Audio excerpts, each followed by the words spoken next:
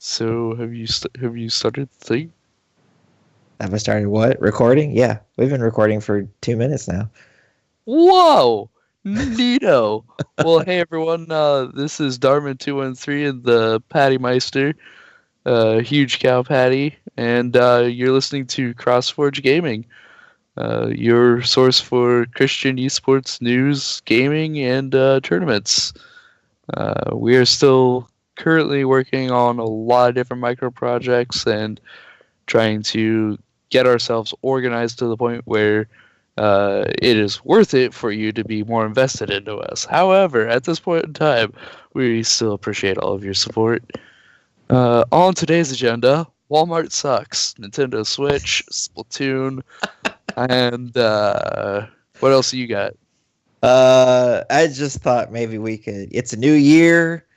I thought maybe we could talk a little bit about what we're excited for going into 2017 as far as esports goes. I mean, because if I was just going to talk about everything I'm excited for in 2017, we'd Oh be here man, for forever. there's a lot. Are you Yeah. ready to make America great again, friendo?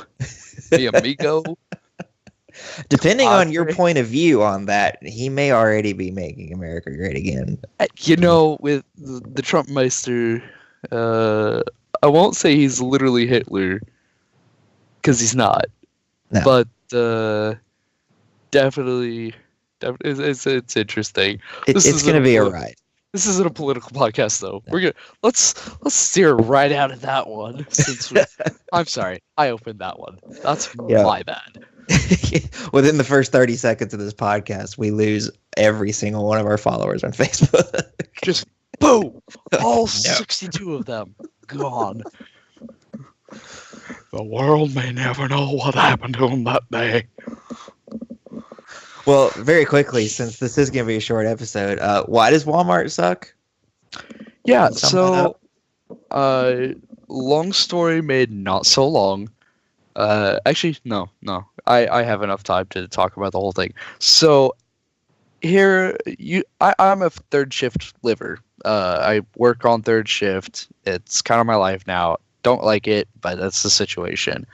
And so I go into Walmart at 5 o'clock in the morning because, that's like middle of the day for me. And I had looked up online for a new router because I was thinking that I was having bottleneck issues with transmissions in the house, which I found I was to a certain extent. But so on the website, they have it listed for like $59.49. So it was like $60.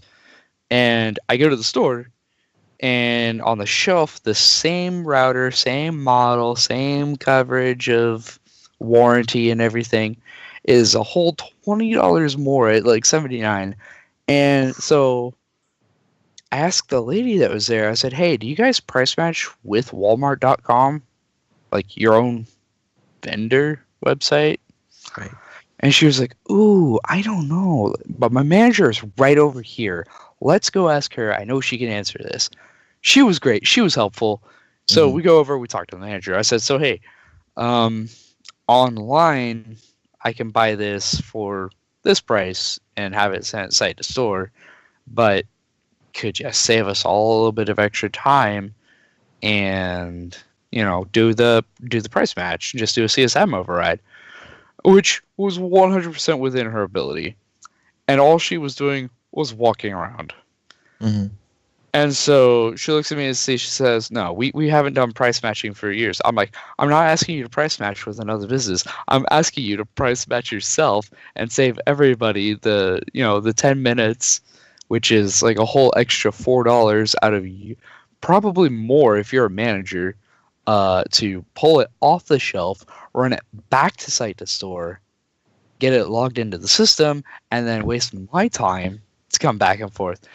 She gives me that swallow look like she's getting ready to stand her ground and fight me to the death.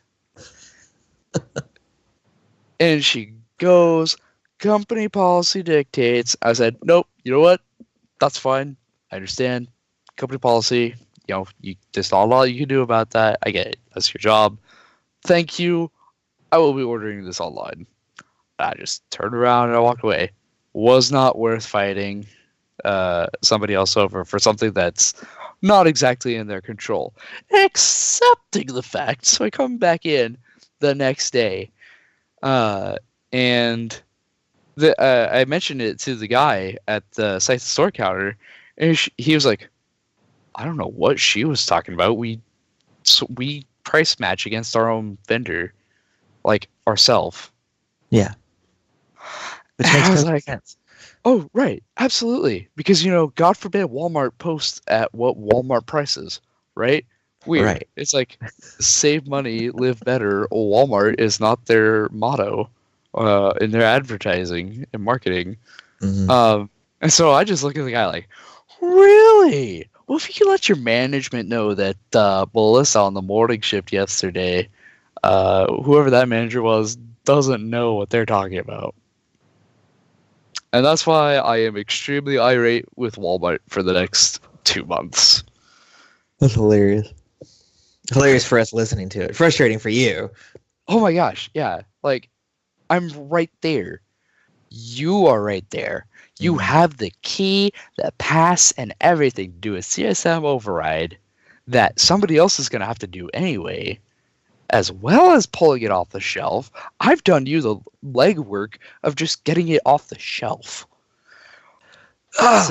So I don't think I've ever used site to store. If the product's already in the store, they just go get it. It's not like they're shipping it from some warehouse. Okay, so I think it would have been hilarious if you had pulled your phone out and done the site to store right there in front of that lady. And I would have done it too. Do it. I would have done it too, except she was trying to tell me that they don't do any site to store work until like 8 o'clock in the morning, which I get. That's a reasonable hour for most people. I was just extremely irritated that I put my order in at 5:45 and it didn't get processed for pickup until 7 a.m. the next day. Yeah, it was just a waste of everyone's time. Yeah, it sounds like. Thankfully, I was already there to get food at the time. Just pick up groceries.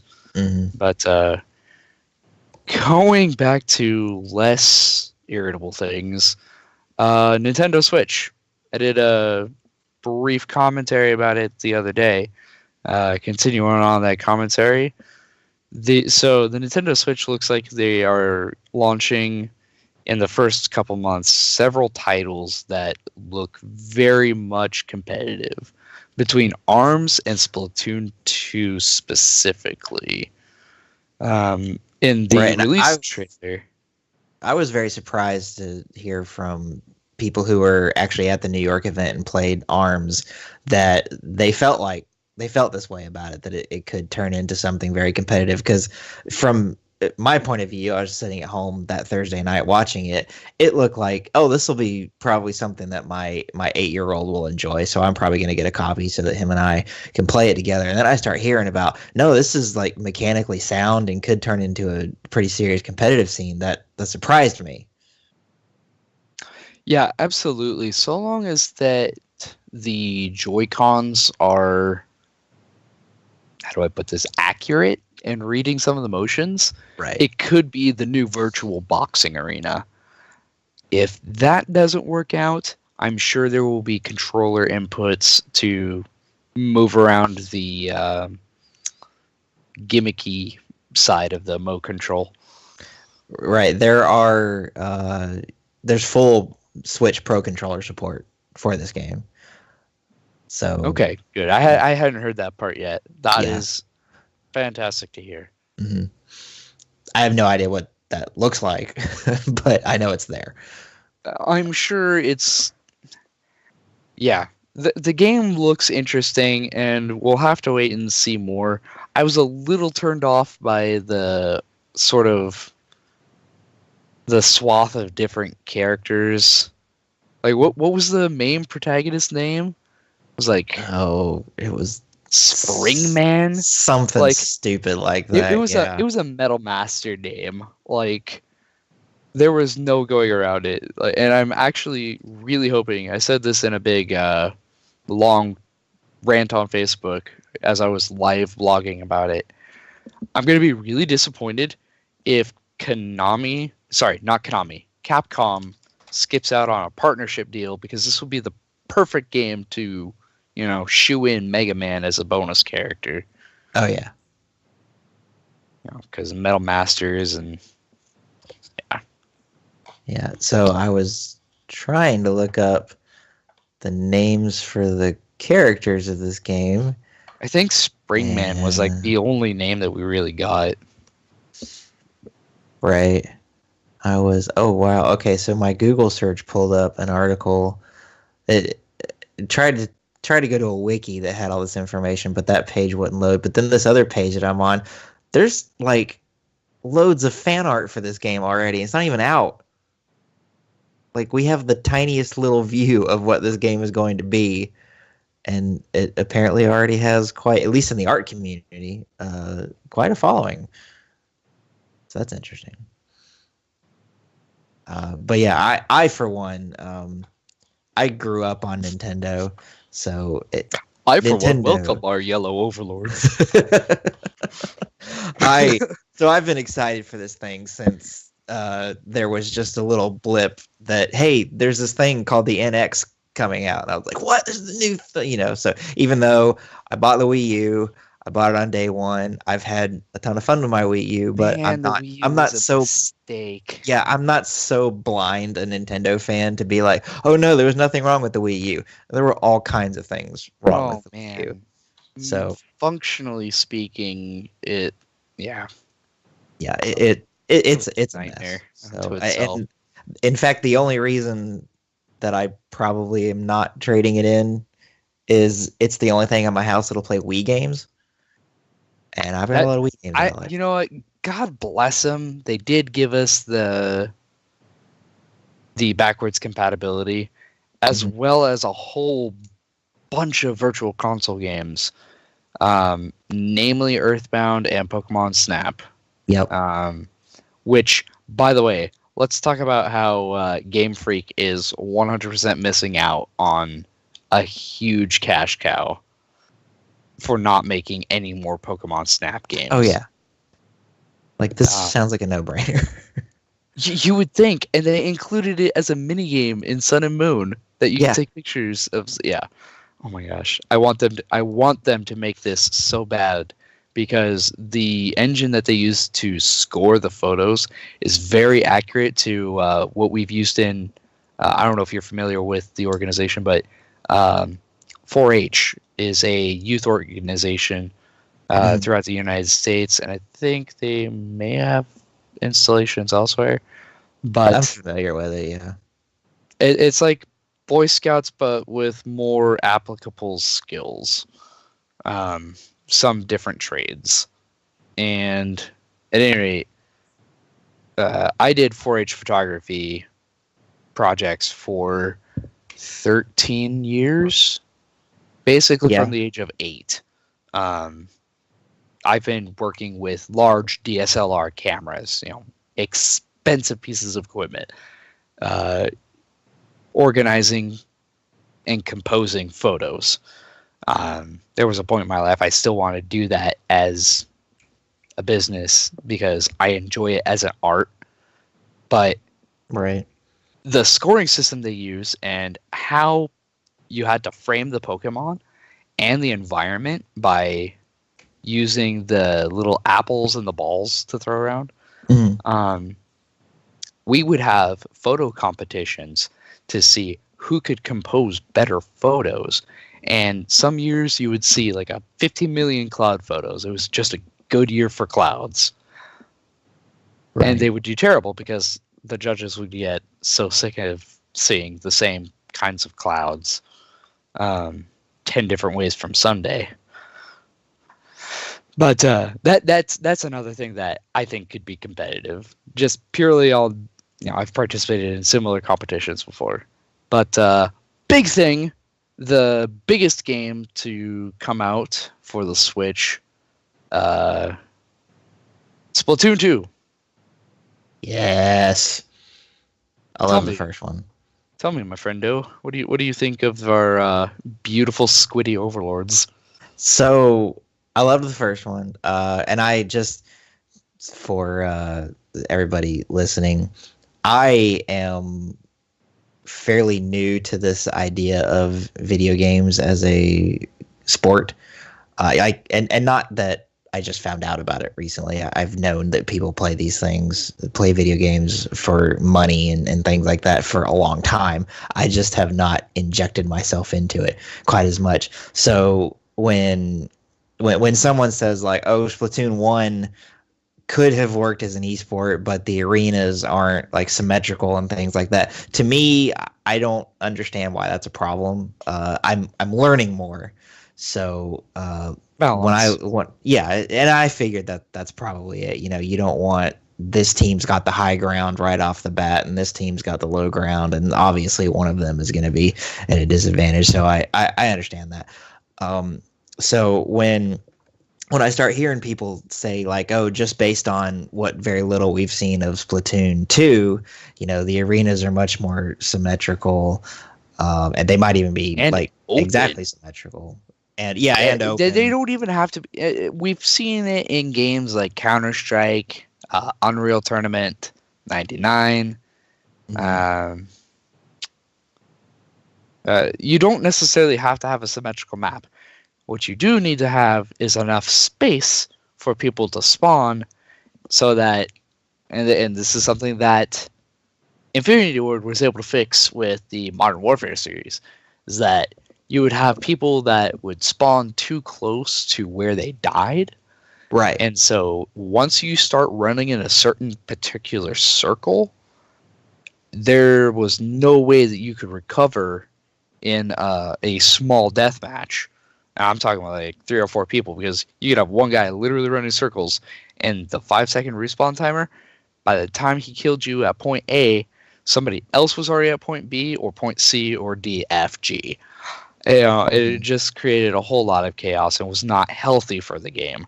You have to at least give people the time to turn around. And games like Splatoon, the original Splatoon was not necessarily as good for that. I didn't play as much Splatoon because I took one look at it and I was like, no. Things like the paint roller were oppressive because you could cover so much area. And the fact the movement speed of your squid form combined with paint roller just was imbalanced extremely, to the point where if you weren't playing with the paint roller, what were you doing? Right. You were not contributing. And that was a point of frustration for me, and I think a lot of other even casual players, because weapon balance obviously just contributes to how fun the game is. Absolutely. I would like obviously to it's actually a big have deal a proper sniper. Right. And and obviously it's a big deal for being competitive, but if you say a game that I'm really familiar with being incredibly unbalanced is the Wii version of Smash Brothers. There's just, and some people argue that Smash Brothers just in general, there's characters you play with and there's characters you don't, but the Wii version was particularly notorious for, there's like 2 or 3 characters in that if someone who knows how to use them is playing in that match, they're going to win. It's just how it went. And so, and that's no fun. Smash Brothers is a whole breed unto itself. Melee was a mistake. The GameCube version you're talking about? Correct. The one that everybody holds onto as the best. Yeah. It certainly had its flaws, but the amount of skill that you could bring into Melee is what made it so competitive. Right. Because the developers had no idea what they were doing. They were just trying to make a fun fight 'em up, like they did with Smash 64. Yeah. But Smash 64 is a mess, but it's fun. Oh my gosh, is it a mess? Yeah, it's so bad. I can't do fighting games because I can't read frames fast enough with my eyes. Yeah. It's just not something that I've been able to get past. I'm the exact same way. I watched some videos on YouTube about Man, competitive Smash because I thought, man, I'm gonna see if I can get into this because I'm decent at it, and I got start seeing people saying like, well, at this frame you have to hit this button, and that when I went, I'm sorry, what? I you have to ex- count you frames? No, thank you. you have to count by point zero 0.01, point zero 0.02, point zero 0.03. Yeah, Da, da, da, da, da, da, da, da. Crap. It was supposed to yeah, be da da da da da, not right. da da da. Yeah, I can't do that. So I just gave up on that. But anyway, back to Splatoon 2. So Yeah, so hearing Splatoon people 2. yeah, hearing people who have actually gotten their hands on it, who are interested in competitive play, talk about how this could actually be a great way for Nintendo to. And again, if you saw that reveal, the initial reveal trailer back in December, it seemed like Nintendo was expressing interest in getting into the esports scene.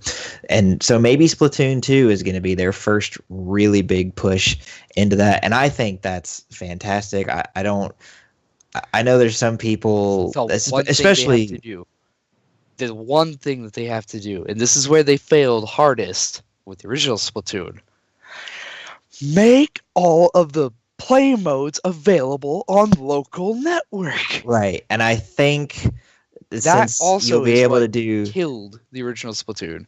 right, and If since you'll nothing be else, able to do 8 switches, you had nobody to practice the other game modes. yeah, and the single player offered nothing even remotely like the Nothing of online substance. multiplayer. Yeah. So, but I think with you being able to link 8 switches together, which 8 people is what you need for a full match of Splatoon 4-on-4, is what the limit is, at least in the whatever the basic type of game is, like Turf Wars or whatever it is. I think Turf Force Uh, is the primary one. I yeah, don't think there's a death match. no, Never mind. there at least not in Splatoon 1. There's no game where your kills contribute to your score whatsoever.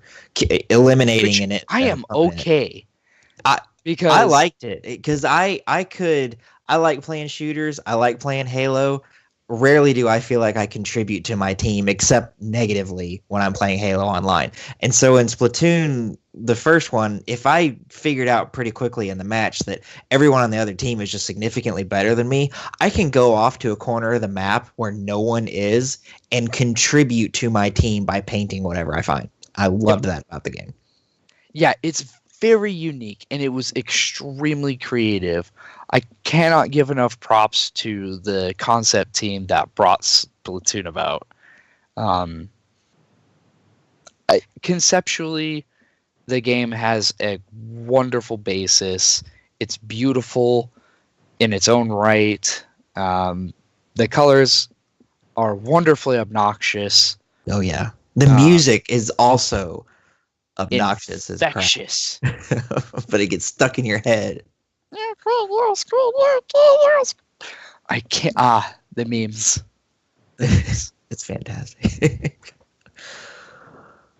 So yeah, I'm excited for it, and I like I was saying earlier, I'm a huge Nintendo fan, so I've already got my Switch pre-ordered. I've got obviously Breath of the Wild pre-ordered. I don't think Splatoon 2 is scheduled to come out until summer, and I don't even think they've narrowed it down to a month yet. So it's just sometime between June and September, or whenever summer officially is. I live in Florida, so to me, summer starts sometime in March and ends maybe mid-November, and then we cram the other 3 seasons all into December, January, and February. So I'm no expert on that. So anyway. Talking about tournaments for the future, we are aiming to have a free tournament towards the end of February, sometime after Valentine's Day. I don't have solid details yet. Probably looking at either the night of the 17th or the night of the 24th, based on American time. That's going to be Hearthstone again, right? Yes, sir, it's going to be, because by golly, it's a free game. There's no excuse why people can't get into it and start earning their packs. Right. That's actually something that I had predicted Nintendo was going to try it with Splatoon 2, make it free to play. I was horribly wrong about that. $60. Yeah, we might see new IP that is free to play, but I don't know. Yeah. I don't care for the freemium model to begin with, but I feel like there are certain instances where it's very well put together. Oh, yeah. Hearthstone is one of those few cases. Yeah, I've played Hearthstone some, and at no point have I ever felt like that's developed by Blizzard. It is correct? developed by Yeah. Blizzard. At no point did I ever feel like Blizzard was like, "Hey, spend money." I mean, they didn't make it so difficult to spend money that I don't know how to. Because I have played free to play games where it's like, I want to spend money, but I don't even know where to spend it at because they buried it somewhere. But yeah, then there's some other free to play games where it's just over and over and over again. They're hounding you. Hey, you can spend $1 and get this, or hey, spend $10 and get that. I can't stand that. I feel like Hearthstone does a really good job of, yes, if you want to spend a bunch of money on it, you can. If you don't, like I am, that's fine too. Yeah, I am more than happy. Like, I appreciate Hearthstone because it's helped me get over my cardboard crack addiction. I currently play Cardfight Vanguard, and cracking packs and boxes is like doing coke. It's insanely addictive. You laugh. No, cardboard crack is a real problem. Yeah. No, I know. Just go ask your local games shop about the Magic Junkies. My word. They literally will flip their lid over cards that are off center or barely misprinted, and that makes the card more valuable. Yep. I was very briefly in my younger days into Pokemon cards. So man, Pokemon is almost just as bad. Yep. I got out of that though. Yeah, and now you have cards like Shaman EX that are like $50 a pop, and you need to play 4. Mm-hmm. Or no, I think 3 is the playset in Pokemon. Yeah, I'm not sure. It's been so long since I've done anything with those cards. I tried picking it up 2 years ago because I saw a deck that looked really fun in combo. It was like Zubat evolution. Like every time you would evolve, you would ping a monster on the bench for like 10 damage, and there was no good way for them to heal it. Well, you could evolve like 3 Pokemon, and then you can scoop them up and then start resetting it. Mm-hmm. Like it was some really funny combo. You just played big tanks as your active Pokemon, things that just ignore a lot of damage or they self-heal. Right. Things like Chansey, I think. It was a really cool deck, and I think it's still playable in the current format, but it's not something I pursue. Yeah. However, Pokemon TCG does have its own online facet. You can play Pokemon TCG online for free. I did not know that. Yep. They have different ways that you can earn packs, and you can also take the codes out of the real world packs, and you get to open up a virtual pack for each one. So if you have friends that are into the Pokemon card game and you know that they don't play the online game, it's really easy to get a hold of the pack codes if you really want to get into it. Yeah. Interesting. I did not know that. Fun facts. Alrighty, well, this is Darman213 and the HugeCowPatty. This has been our first little foray of shenanigans into podcasting for CrossForge Gaming. What are some of our plans for the future, Patty? Of course, the Hearthstone tournament that you mentioned coming up. As soon as we get a date on that, we'll we'll let y'all know. I'm still working. You mentioned your commentary on the Switch. I'm still working on the video for that. I've almost got it done.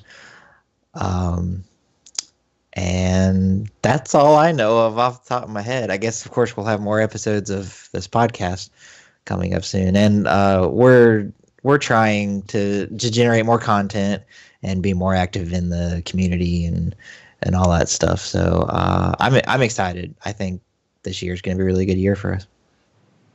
I think so as well. And as always, if anybody has any input they would like to have, we will probably respond to any individual's comments should you leave them anywhere on the social medias.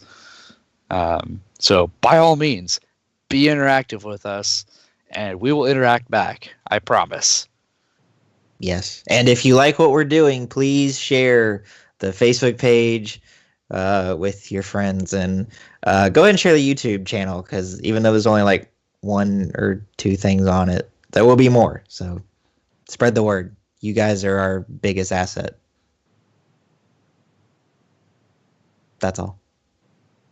Yep. So thanks everyone for listening, and we will catch you at some other point on a recurring basis.